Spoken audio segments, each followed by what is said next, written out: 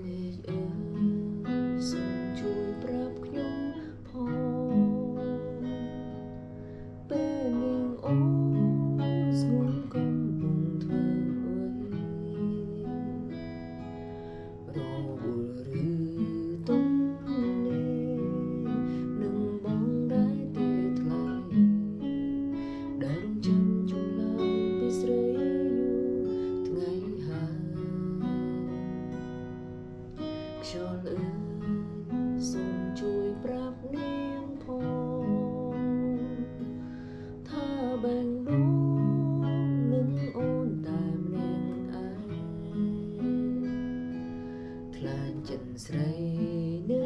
យណាយខ្លាចមានគេប្រជែង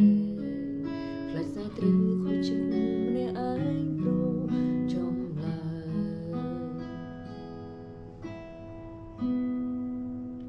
មេឃអើយប្រាំផងប្រាំនាងផងថាខ្ញុំលើយប់ថ្ងៃថ្ងៃព្រឹក